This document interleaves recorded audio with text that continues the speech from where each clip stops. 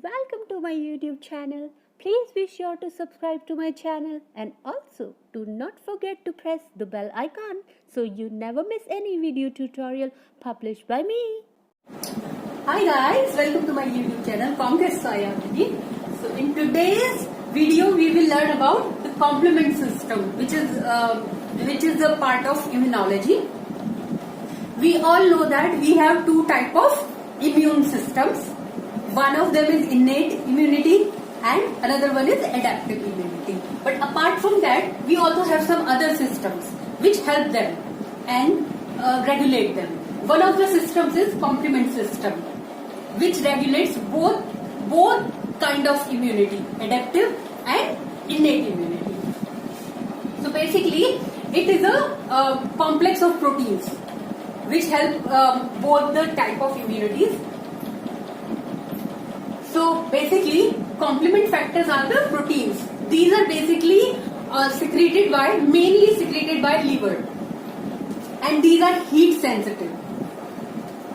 When they are secreted, they are in inactive form, that is zymogenic form. But later on, upon activation, they become proteases, and we know that proteases means enzymes, and those enzymes become active and cleave the target substrates, and those target substrates then later on show their effect. So basically, complement system has three important functions in our body. First function is bacterial cell lysis. That means if a foreign bacteria has entered our body, then at that time the complement system helps in the lysis of the bacteria along with the adaptive immune response. We know that in adaptive immune response we have antibodies, antigens. So as soon as an antibody binds the antigen, which is the bacteria, basically the protein, glycoprotein or protein on the bacteria, when it binds, if a foreign bacteria will come, then obviously antibody will be generated against it. And so along with that antibody, this complement system also gets activated, and the proteins are basically circulating in the serum in zymogenic form. But as soon as the bacteria will come and the antibody will bind the bacteria, that time the zymogenic precursor complement protein complexes, they will break down and they become active. And then they will form a cascade of enzymes, and then they will cause bacterial cell lysis. They basically form a complex known as MAC, membrane attack complex. How they form it, we will learn later on. Right now, I'm just giving you an overview. Right? So, they will form MAC, membrane attack complex. This is the first function of complement system, the protein complexes of the complement system. The second function is they also help in the enhancement of phagocytosis.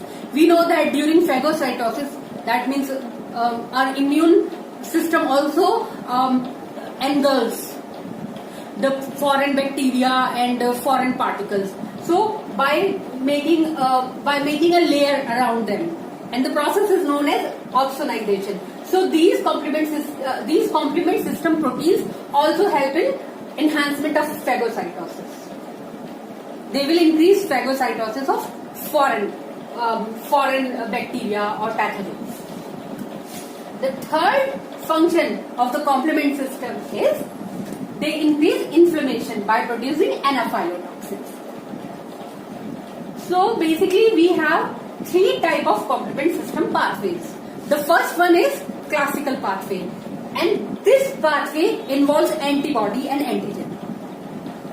The second one is alternate pathway. It does not involve any antigen or antibody. And third one is lectin or MBL pathway. Now we will discuss all these pathways in detail. We all know that invertebrates do not have adaptive immune response like us. They have only innate immune response. So in invertebrates, that means lower organisms, alternate pathway and complement system both are very advanced. Advanced in the sense these are the only way through which the local organisms can protect themselves against the foreign pathogen. But we have adaptive immune response and innate immune response also, and also the classical pathway. Right. So now let us discuss how exactly the classical pathway works and how they cause bacterial cell lysis by forming a mat. Hi guys. So now let us understand this classical pathway in detail. Basically, as I told you earlier, that the classical pathway is antigen and antibody dependent. So there is a macromolecule, C1 macromolecule. This is written over here. This is C1 macromolecule. This is the structure of C1 macromolecule. So it has Q subunit, these subunits.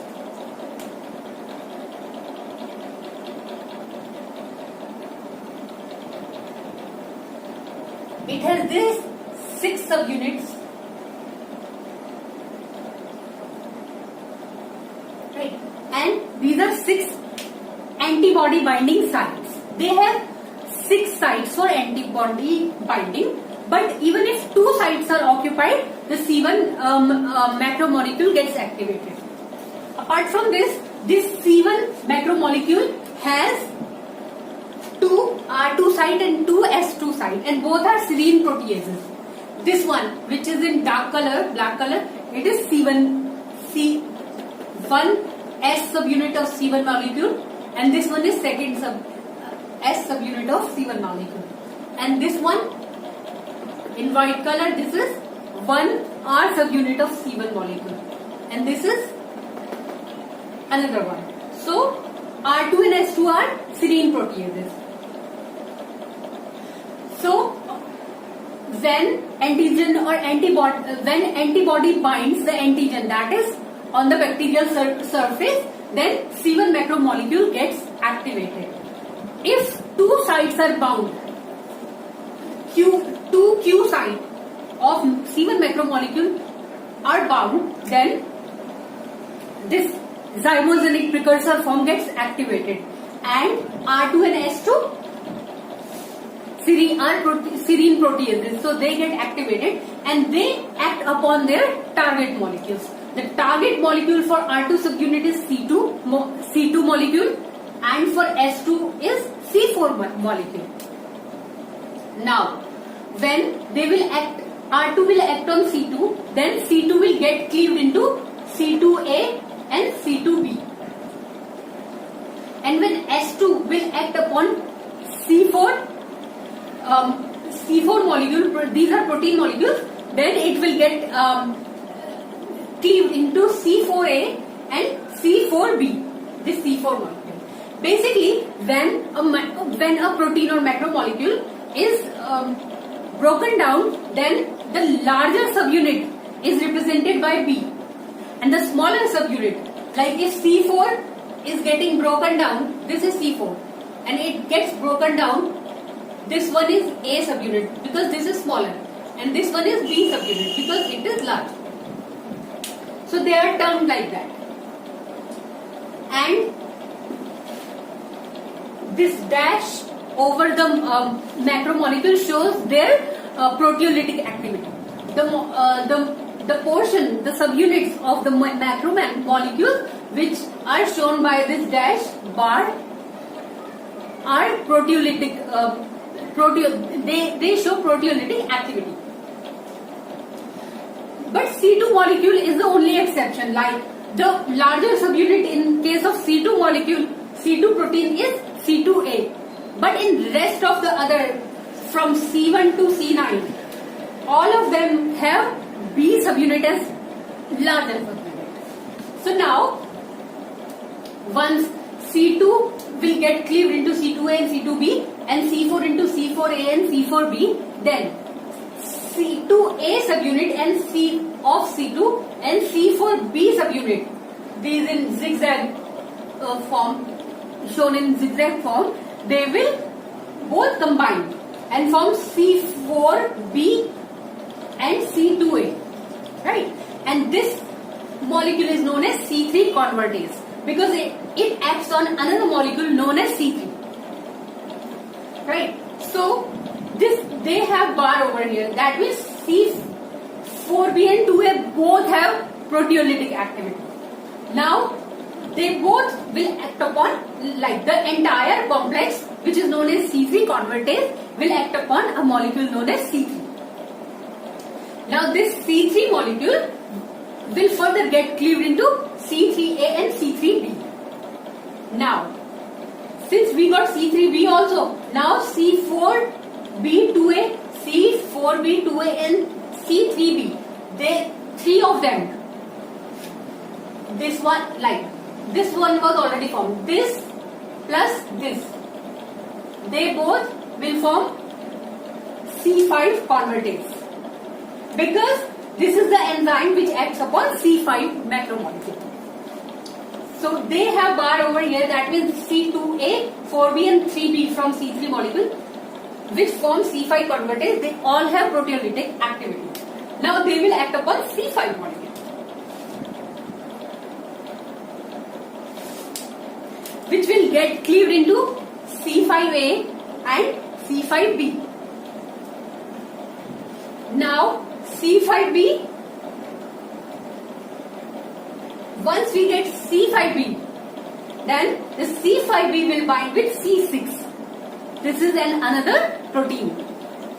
Then C6 will combine with C7, C8 and C9. They all, C5b, C6, C7, C8 and C9 will form a complex which will make a 100 angstrom pore on the bacterial membrane, cell membrane. This is the cell membrane of bacteria.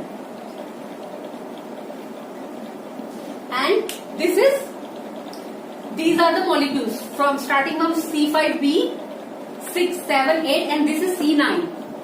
This one molecule is C9 and they are so many. So they are poly C9, right?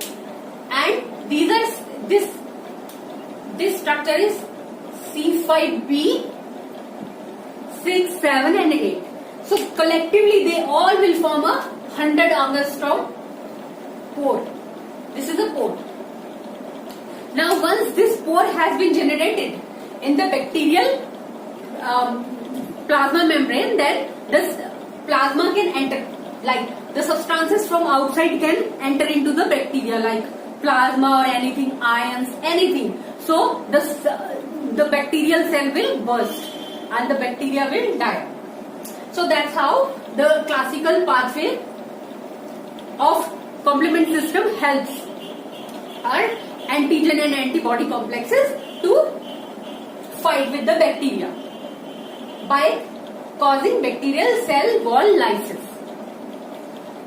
So that's all about classical pathway of complement system.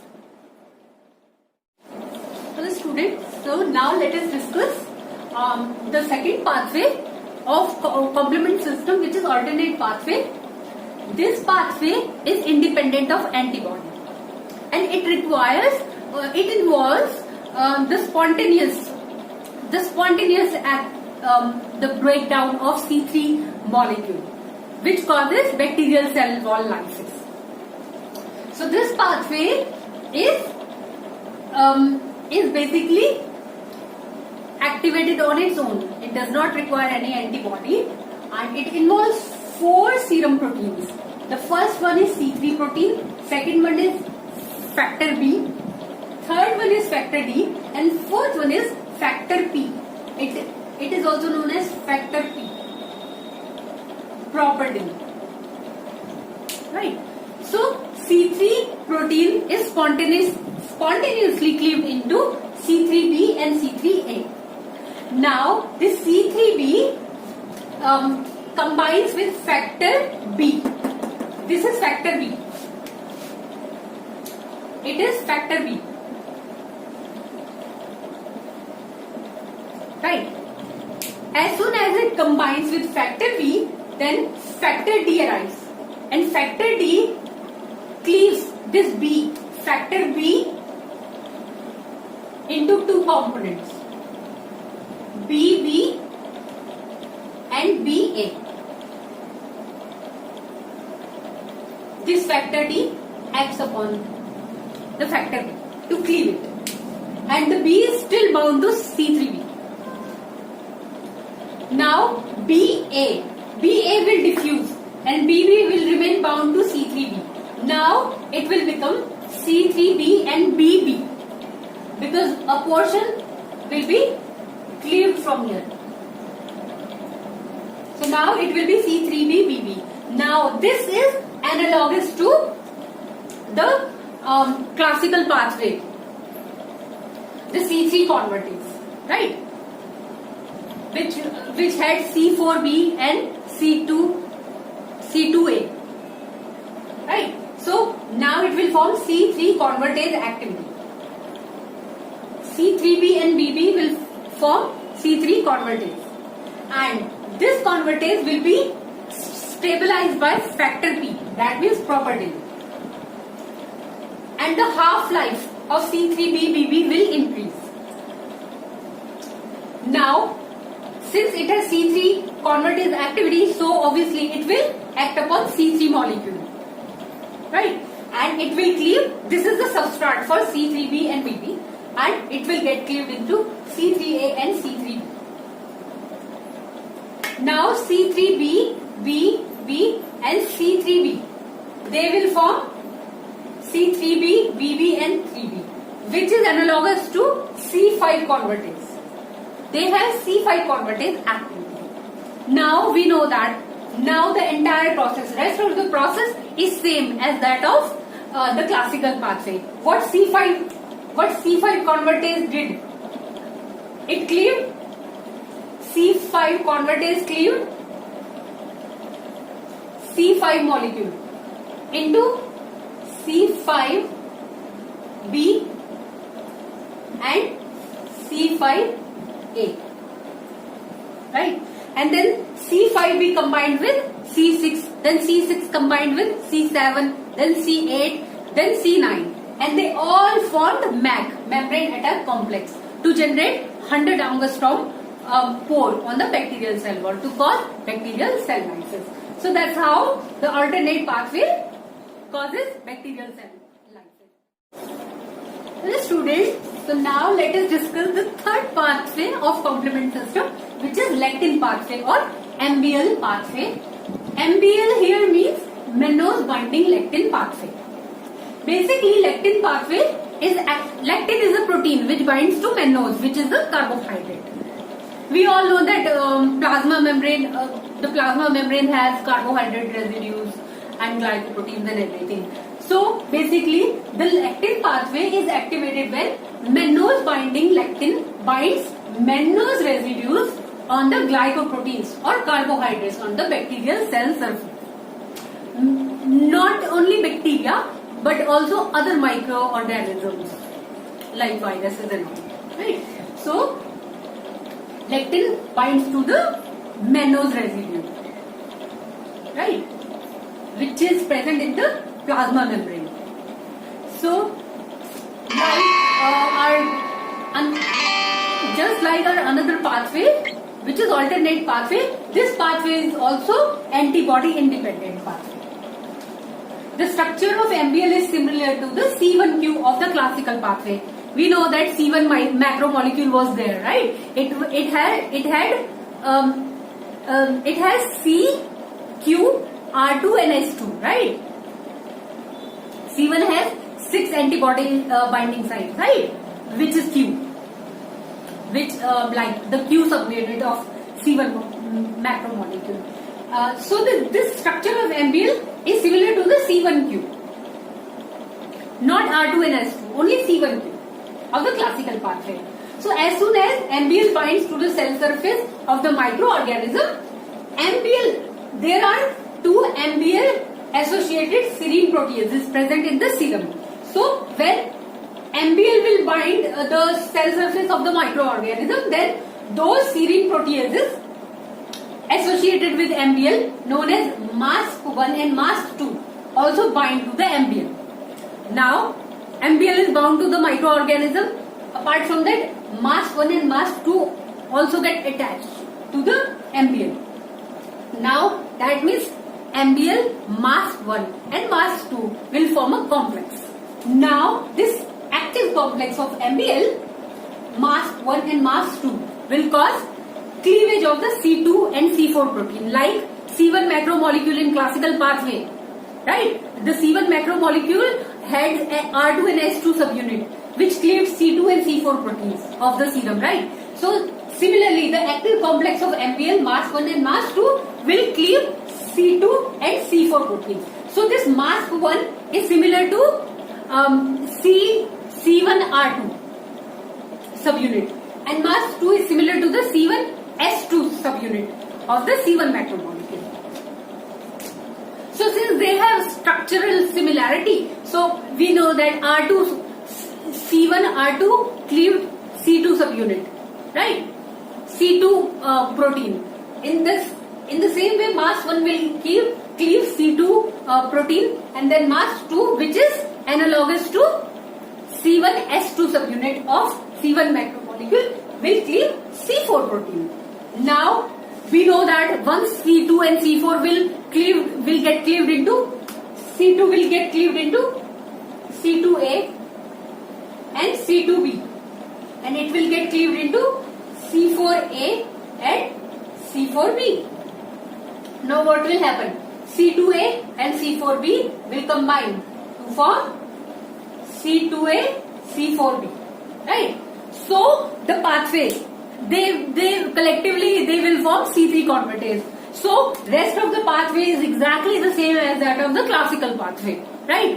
C3 convertase will form, which will act upon C3 protein. Now C3 will get cleaved into C3A and C3B. Now C2A, 4B and C3B will form C5 convertase, which will cleave C5 into C5A and C5B. Now C5B will attach to C6, C7, C8, C9 will join. They all will form a complex, and they will create a 100 angstrom pore on the bacterial cell membrane, right? And then plasma can get inside the bacteria to lyse the bacteria. So that's how all these three complement system pathways show their work, right? And they basically converge at some point of time. They all converge and they follow the same path to form MAC, membrane attack complex, and then they not collectively, independently. Even if lectin is working all in a, it will also cause bacterial cell lysis. So that's how these three pathways work to cause bacterial cell lysis. So that's all about complement system and the three pathways. Now let us understand the regulation of the complement system. Hi, so now let us understand the regulation of the complement system. Basically, there are some inhibitors which can inhibit various components of the complement system. The first inhibitor is C1 inhibitor. So this C1 inhibitor, what this inhibitor do is, it does not allow R subunit of the C1 macromolecule to interact with the Q subunit. Right? If R subunit will not interact with the Q subunit, then the proteolytic activity will not take place and the classical pathway will not get activated. Now, the second factor is, or inhibitor is factor H. So what this factor H do is, it inhibits the entire C3 convertase. So, and that is why the pathway do not proceed any further and does not cause bacterial cell lysis. The third factor is, the third inhibitor, important inhibitor is factor I. It inhibits C5 convertase. And the fourth important inhibitor of complement system is decay accelerating factor or DAF. It inhibits interaction of C4b and C2a. So the complex will not form. Basically, the C3 convertase will not form at all. And the pathway will not proceed any further.